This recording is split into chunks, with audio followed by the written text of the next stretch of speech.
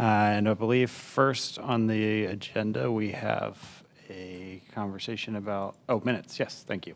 So we have 2 minutes on the agenda. We have the October and November minutes. The October we partially approved and then held while we reviewed the tape. So and Pat, feel free to jump in on this, but basically after reviewing the recording and the motion that was made during the October 8th meeting, the motion that was made and the motion that was recorded in the minutes are accurate. So that is the kind of legally accurate and binding motion that was made. We're approving the minutes and the finding of fact, but that was the motion made. So kind of beyond our purview to reopen a case that we've already closed. So happy to answer any questions. Pat's here to answer questions. The applicant's attorney's here in case there's any question. But generally speaking, it's a kind of closed case. But happy to answer any questions, and a good reminder for the commission to be very intentional in your wording in the moment when the motion is made and seconded and voted on, because that is the legally binding item. Any questions about that? Okay. So let's go ahead and do the October minutes first. If someone would please make a motion to approve the minutes and finding of fact, please. I'll make that motion to approve. Thank you. Is there a second? I'll second. Great. All those in favor? Aye. Aye. Aye. Any opposed?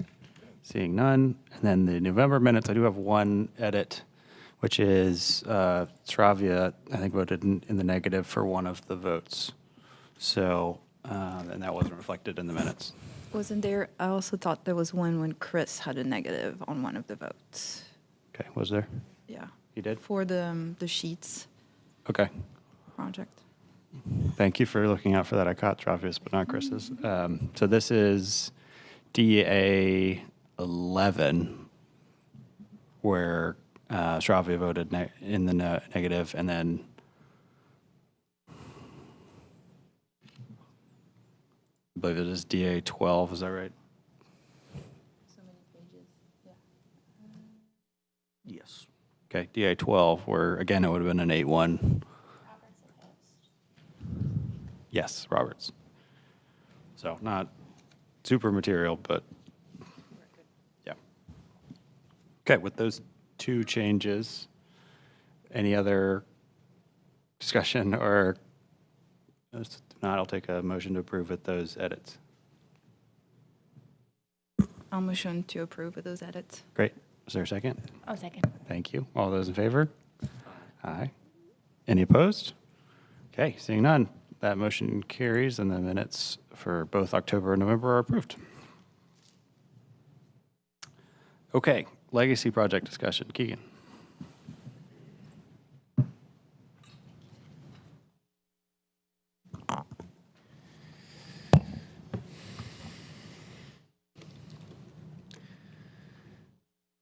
All right. Thanks, everyone. So I was actually not here when this was last discussed, but Casey led the item for me. So she gave me some of the notes and feedback that you all had. I know that there was mostly just general discussion about sort of timeline and how we plan on implementing the legacy project, or the revamp of the legacy project. So I can give you a little bit of overview, what we've done to date and sort of what we're projecting out. Show you I think there's one section that I did edit based on the feedback that we got. And then I know the last piece, there was some discussion about potentially renaming the program to go along with this revamp. So that's something that we can discuss today. So just to give you a sense of where we're at, we developed this outline, which I believe was shared in more detail at the last meeting. This is the first step toward a more formalized legacy project program, or whatever it's to be named.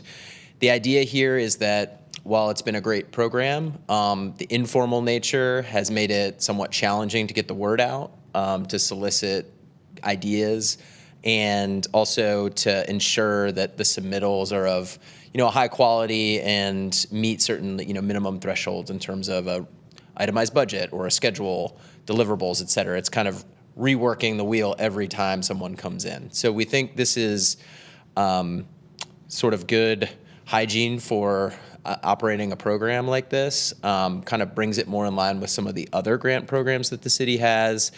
We've spoken with a number of folks about this, the city attorney's office, also our grants administrator, assistant director in finance. Everyone believes that this is a good idea. Don't see any major pitfalls. There's a benefit that this is a relatively small sum of money. Most grants are anyways. And we're not receiving federal funding. That limits the amount of compliance and stuff that we have to do. So all in all, I think we're headed in a good direction. We put together this outline, and what we're planning for now is determining the next step with the city council. We're actually just still having that discussion about the appropriate touch point, whether it will be a formal council meeting, likely on the consent agenda, where they would see a memo and the materials and just approve, presumably, or we have other methods to communicate to them. So we're still weighing that with the management and leadership within the department to determine the best route. But either way, we hope to have that completed by January, and then that puts us sort of on the timeline that was shared to have information go live in February and then kind of proceed from there so we can get a project in and clear through all of the budgetary requirements before the fiscal year ends, because that was always the goal, was to try and have this revamp for the next cycle in the spring. So hopefully that gives you a good sense of where we're at, where we're headed. Are there any questions about that, like logistics-wise? Okay, great. So the bit of like material feedback I think we heard at the last meeting was fairly minor, but for these evaluation criteria, changing them to be sort of statements as opposed to questions, so sort of declarative that the project will, meet these various evaluation criteria categories, whether it be innovation and design, quality, community impact, et cetera.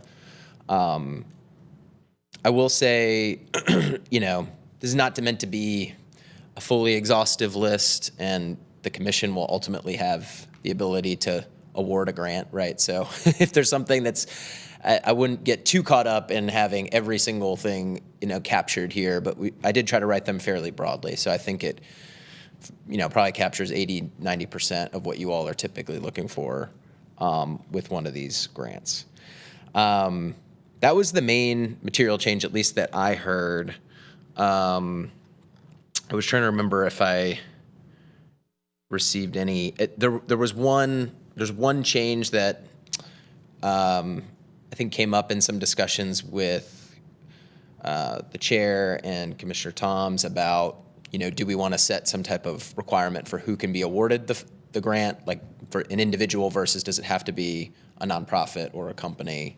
I think that's a determination that you all could make. I didn't hear anything. There wasn't a limitation from... I didn't hear anything. I'm happy to follow up to make sure, but I believe, I could be wrong, but I think to date they've all been either nonprofits or, institutions, yeah, exactly. And that's probably the better route to go, just for general protection and kind of guarantee, Yeah. But that was one placemaking Raleigh that was probably an LLC. Tina Govan. Yeah. Yeah, I think she did have it might have just been her, but I think she did have an LLC or something that she was affiliated with or managed. I think that'll sort itself out as we get further. Yeah. So I guess the other piece of this, once we go live, the plan is to create a website similar to what we have for the Sir Walter Raleigh Awards and that we have for some other programs. And the nice thing is that it'll be integrated into RaleighNC.gov, so it'll have the same functionality, pretty robust in terms of what you can do with the setup of the page. So we should be able to have an ability for people to submit directly through the website, kind of like they're submitting basically just a digital form. So they can fill out the questions, submit attachments, et cetera. We'll receive them, and then on a specific timeline, we'll provide them all to you for your review. So that should be pretty smooth. And then our communications team is very adept at getting the word out. So we have numerous channels that we could plug into. Of course, if you all have other ideas, we'll provide you with the information necessary. We could potentially consider a flyer of some sort. Sort of depends on the bandwidth of our communication staff because they manage things for the whole department. But I think certainly we can get the word out via email into our, targeted listservs and audience, in addition to word of mouth. So I think that mostly covers it on my end. Of course, we're happy to answer specific questions, and then I know the one maybe lingering thing is if the commission wants to entertain a name change to go along with the revamp. And I think that's something that would probably need to be decided tonight, just based on the timeline we're working on, because there's no further meetings in December, and then we have to sort of quickly prepare materials for the January council meeting, if that's what we end up having to do. We usually have to have that done about 2 weeks in advance of the actual council meeting. Got it.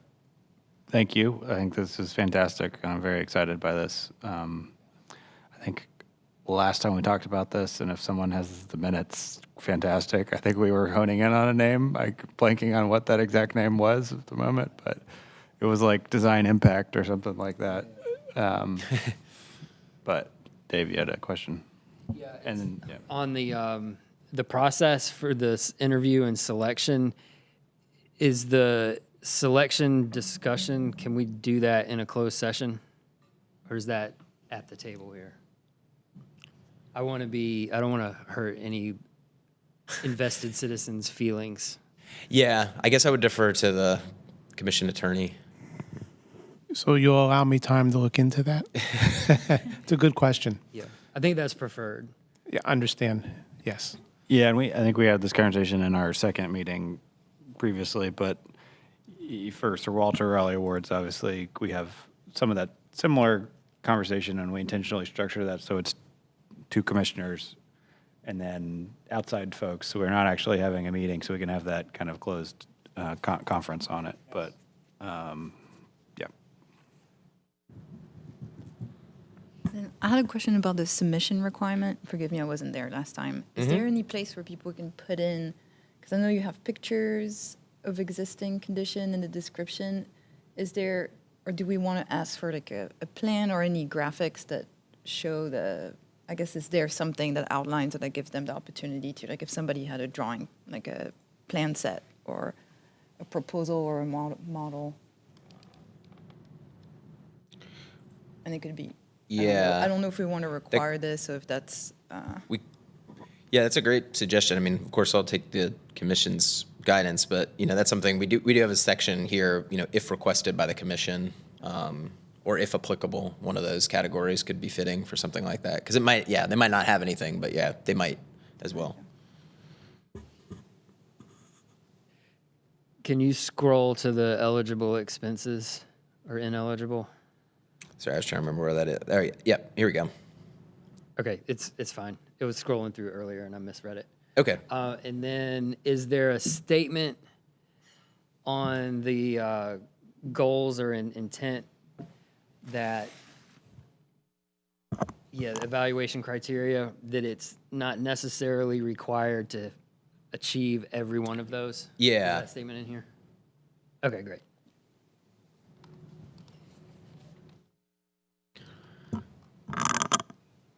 I think it's one of the things we can finesse when we get to like the web page and the actual application form, just to make that as abundantly clear as possible. Yeah, we could bold it or put it in different font or something. I will say too, it's going to be a learning experience to see how many people we actually get, but barring something truly, unforeseen, we can provide you all with everything, every application we get, and you all can make a determination if you want to accept something that might be a little deficient, or not, right? So, back to that question on can individuals apply? Is it smart to limit it to like a legal entity or something like that? Or is it too big a risk to just leave it wide open and somebody wants to plant a rose garden? I feel like that answer is going to be sorted by someone. Yeah, I think I don't know that there's an outright prohibition. I can confer with our grants administrator again just to see if she has any awareness of a restriction. I think there is a practical constraint that, like, as you get up in a grant amount, you have to enter into a contract. You usually have to have like liability insurance. There's some things that would practically preclude some individuals from wanting to pursue it, depending on the dollar amount. Many of to Keegan's point, as you go higher in amount, many of those grants start to become, you need to have a nonprofit entity or some, like a legal entity, nonprofit entity, et cetera, up the chain to. I don't know that we necessarily need to require it. I like the idea of leaving it open for an individual to apply and maybe an opportunity to encourage them to partner with someone if the application is strong, if they need the legal support or institutional support. Yeah. But you wouldn't want to preclude someone with a great idea in the city from bringing that. Yeah, I think it's the a table. factor in ability to, potentially a factor in our ability to actually execute the project, right? Right, but we can accept or not accept it. And that might be a learning curve too. Depending on like if we get a lot of individuals that can't back it up, like we don't know who's going to submit, so maybe like opening it to more people, and then next year if that's legally feasible, next year if that was too much of a mess, then maybe like okay, from now on maybe it's not that hard. Even as an individual, you can have a single proprietor LLC. It's like so, like Tina did. So we could always see what comes in and then make adjustment for the following year.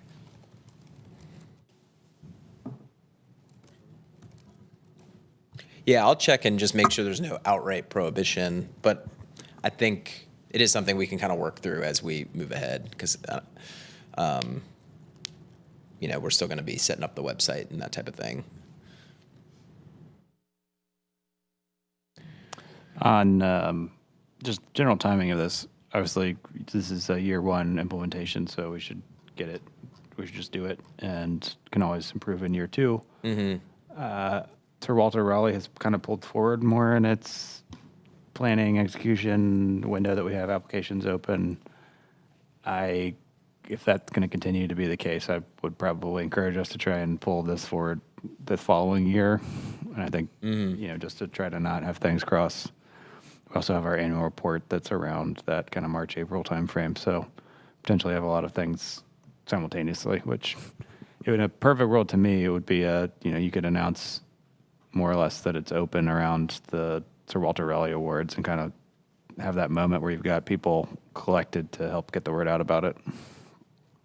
Yeah, I think similar to Sir Walter, as we do it once, we'll have it ready to go the second time, and we can make enhancements, but it'll be pretty easy to turn on. Yeah. Okay. On the name, I couldn't find the October minutes easily. Does anyone remember what the name was that we were circling towards? I want to say it was...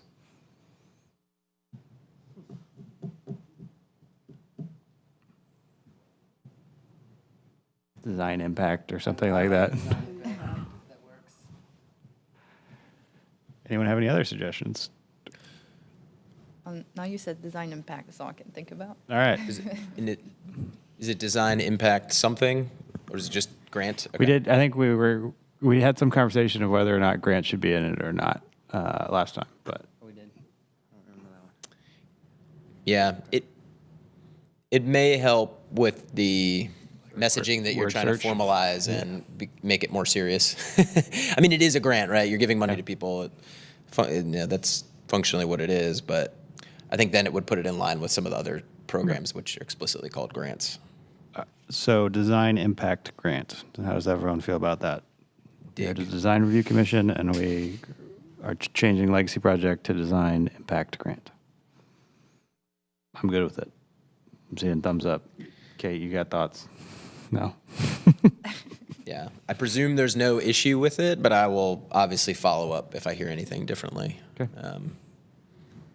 If it needs to be design impact project, I think that's probably fine too. Yeah. Okay, great. Do you need a motion or anything on that, or are you clear? I don't think so, unless the attorney thinks we do. Any type of motion or approval? Why don't you Yeah. go ahead and make a motion, then we'll have a good record of it. Excellent. I move go. to approve this, this outline in front of us today to proceed to the, next procedural step here for review and approval with the one amendment of changing the name to the Design Impact Grant, or alternatively Design Impact Project if grant's not viable. Is there a second to that? Can we amend that to include closed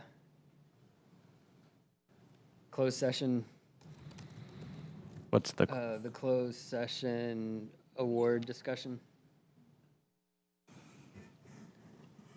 Do we need your feedback first? I think we can figure that out as part of the. I'm having some doubt that the closed session is permissible, Okay. but I don't have certainty for you yet. Certainly would have it for you for the next meeting. Okay. I think- Then no amendment. Okay. Second. And I think there could be other avenues to us if we determine that that's an issue. We could do like we do for Sir Walter or something like that. So. All right. So there's a motion and a second. All those in favor, please say aye. Aye. Aye. Any opposed? Seeing none, that is approved. Thank you, Keegan, for all of your work on that, Pat, and others who have contributed to that. That's a really exciting formalization of a legacy from previous commissions. So. Yeah, thank you. Okay, the next item is commission officer elections. So this commission term will be served for approximately a year, though I believe our new bylaws say approximately September is when the next election should occur. So more or less now until September.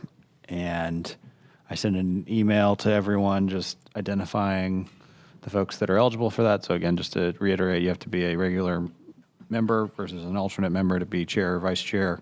So really that effectively leaves about 6 folks. Brooke couldn't make it tonight, but took her name out of the hat there. So of the 5 remaining folks, would love nominations at this time for chair, vice chair. And I'll start with chair and we'll work deductively to vice chair. And I'm happy to answer any questions. Chair Chris was also chair, and he can speak to this about what that commitment looks like. Yeah.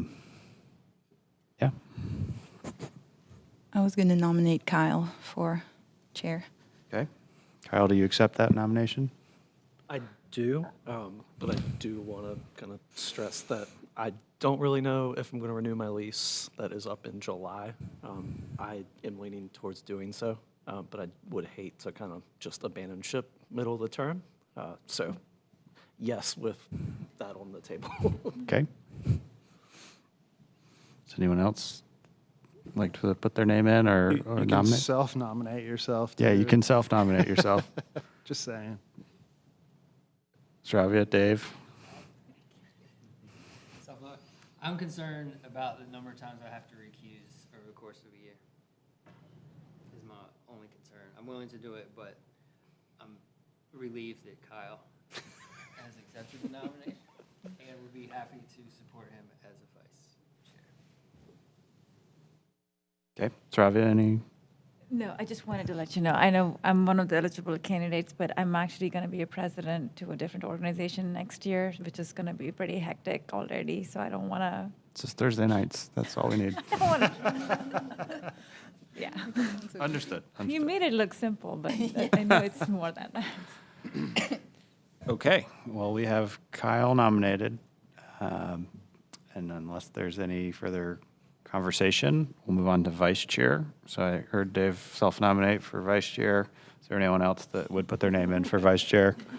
Well, I nominated Dave for vice chair, and he ended up nominating himself. So. I emailed him, told him I would be doing this. Oh, excellent. Yeah. I'm flattered. Thank you. I'll also nominate Dave for vice chair. Excellent. Great, and obviously you said you would accept, so. Okay, you're not going to make this interesting? Oh, you want to fight? Okay, well, unless there's further discussion, we can do this just with a straight up vote. And all those in favor of approving Kyle as chair and Dave as vice chair for the 2026 effective year of the Design Review Commission, please say, well, I'll make the motion, sorry. I move to approve Kyle and Dave as just mentioned. Is there a second? Second. All those in favor, please say aye. Aye. Any opposed? Seeing none. Congratulations. And I will turn the floor over to Chair Springer. Thank you all. I'm trying to remember what else was on the agenda for today. I guess there was the report of the city attorney. I don't know if you have anything to share with us today. No report, thank you. And then a report of, I guess, let's review the calendar for the upcoming year. Casey? I did print out copies. They're on the table over there, so if you don't already have one, if it's helpful to look at that. I don't have it pulled up to share on the screen. But I also did email it to you guys, so hopefully you've had a chance to take a look at it. Really just providing this for informational purposes and had an opportunity to have a conversation, thinking ahead. Obviously, the dates that you all meet are the first and third Thursdays of the month, but between the Legacy Project, soon to be, or now to be known as the Design Impact Grant, that work, the annual retreat, the annual report, Sir Walter Raleigh Awards, and of course the regular design alternate work. I think this is helpful to kind of think ahead of like planning out that work throughout the year. So you'll see in there, I included some of those major milestones. Again, annual retreat, presentation of the annual report to council, and Sir Walter Raleigh Awards. So for the benefit of folks that might be listening and the newer folks on the commission, the first meeting of the month is held in council chambers and reserved for design alternate hearings. The second meeting of the month is held typically in room 303 upstairs and reserved for non-QJ business, such as planning the Sir Walter Raleigh Awards or legacy projects. In years past, we've made an effort to, if there's room on the first meeting of the month agenda, to shift things that we might have done at the second meeting to the first meeting and then canceling the second one, just to help with everybody's calendars and make good use of everybody's time. So obviously that's still an option moving forward, and unless you guys want to do something different than that, I would assume we're going to keep on that track. So I guess if there's any questions or thoughts about how that schedule is laid out, I'm open to hear that now so we can start planning, because that helps staff anticipate workloads and figure out, when we're going to have various things happening. But I did want to kind of plant a couple seeds for the January meeting, but I don't want to jump the gun if you guys want to have like a broader discussion about the calendar.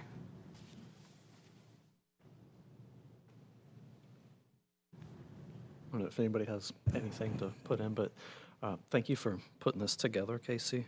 This is really helpful to kind of see where we're tracking for the next year and those milestones at the beginning of the year that we kind of need to step through. I don't really have any comments on this. Does anybody else have any reactions or comments they want to share? Okay. I did want to, again, plant the seed for you guys to start thinking about for the January meeting. You'll see I put on there, we don't have any design alternate cases that were filed for that meeting, but I think it's a great opportunity to start talking about the annual report and what you'd like to include in that, and sort of start making some assignments of who's going to take which part of it. Also, talking about a preferred location for the annual retreat, and if you have any like special topics that you might want to be covered, so that way we have time to book a space and check everybody's availability and prepare for that. The meeting rooms book up quickly, so I know last year I had to look a couple places. You guys didn't get your preferred location, but it all works out in the end. So just wanted to talk about that in January, and then also it seems early, but start talking about Sir Walter Raleigh Awards and decide on a date and a preferred location and any potential changes that you might want to do. The sooner we can identify those things, the more likely we're able to actually do it, especially when it involves staff time. As Keegan mentioned, our communications team does everything for the whole department. They're a small and mighty team. So if there's any sort of requests beyond what we typically do, if we can identify those now or January, where I have a better chance of being able to get it in their work plan for them to be able to accommodate that. So I wanted to mention all those things to you now so you can start thinking about that so we can have a good discussion in January.